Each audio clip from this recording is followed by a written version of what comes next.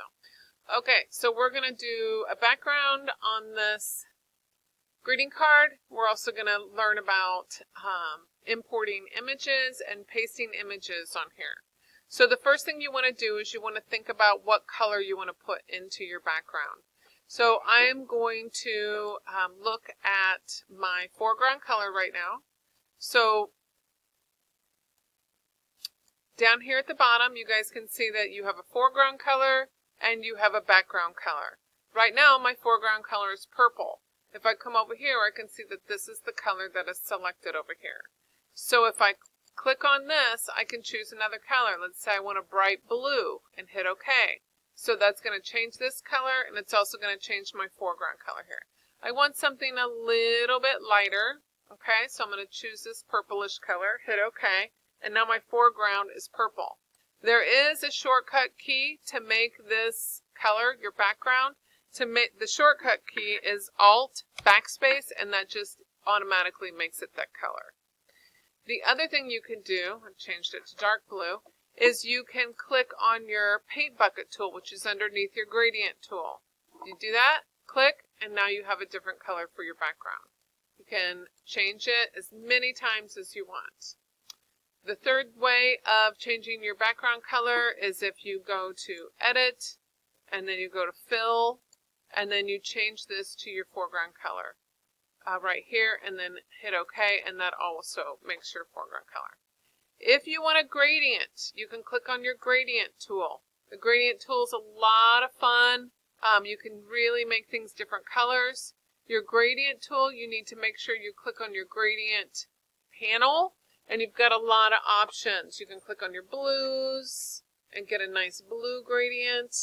I like that one. And then choose if you want it to be linear, radial. This has an angle to it. This is a reflective gradient. So you can,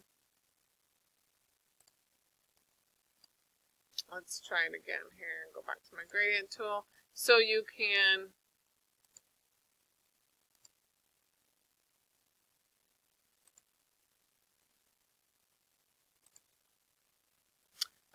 do all kinds of different fun stuff with your gradients. I can actually change it just from here. Okay? So once you have your background, now we're ready to start importing images. And earlier you guys saw that I imported a, I'm going to get my layers panel up so you guys can see that. Okay, here's my layers panel.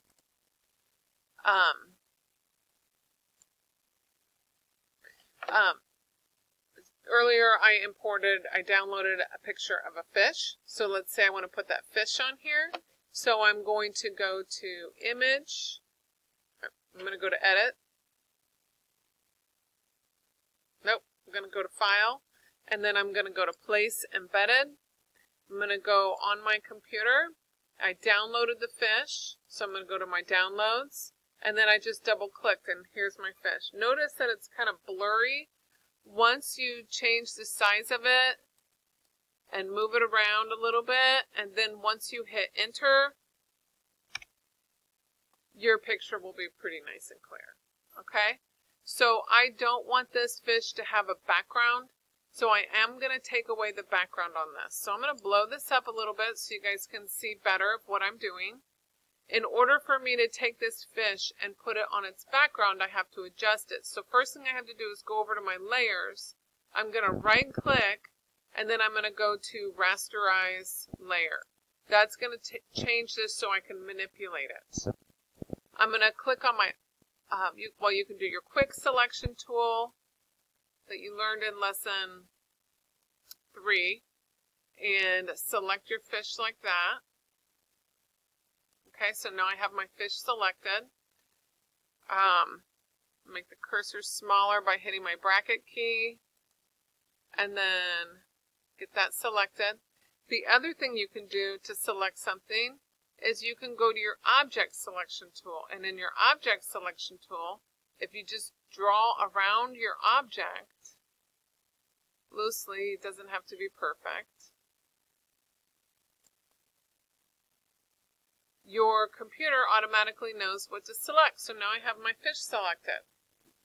My fish is selected. I'm going to go to Edit, Copy, Edit, Paste, and I copied that one fish on that layer and it pasted it to another layer.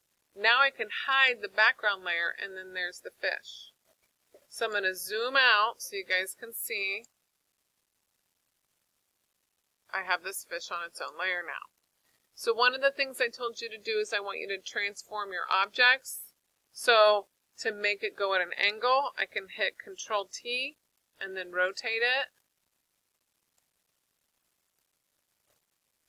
And then hit Enter. You can make a copy of this by hitting Alt and clicking and moving it. But if you click and move it, that looks too repetitive, right? So I'm going to hit Control T again and change its direction. It's upside down, so I probably need to rotate it.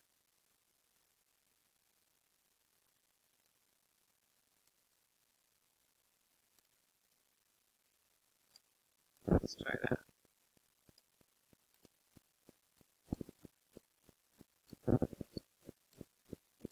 Okay. All right. So I'm going to show you another way of getting an image on here, and that is just to go to Google Images. So I'm going to click on Google and then open up just Google search bar, and I'm going to type fish on here. Go to Images, and then scroll around until I find a fish that I like. Let's see if I can find this fish. Okay, so here's one. It doesn't have the... Oh, I like that one better. Okay, so here's one. I'm going to right click on this image. I'm going to go down to Copy Image. Now I'm going to go back to Photoshop, and I'm going to hit Edit, Paste, and I got this fish now in Photoshop. The nice thing about this particular image, and the reason why I chose it, is because it has a plain white background. Anytime something has a plain white background, it'll be super easy to get on its own layer and to select. So hit Enter. Now I'm going to use my Magic Eraser tool. Because this background is all one color, if I click it, boom, it's gone. So really easy to do. Okay? I'm going to flip this. So I'm going to go to Edit. Okay? And then I'm going to go to Transform and flip vertically. Actually, I should have flipped it horizontally. So Edit, Transform, flip horizontally. Now I can hit Control T and rotate it.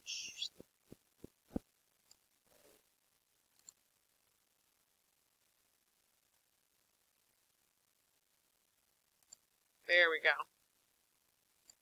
And that's what I want it to look like. Let's make it smaller.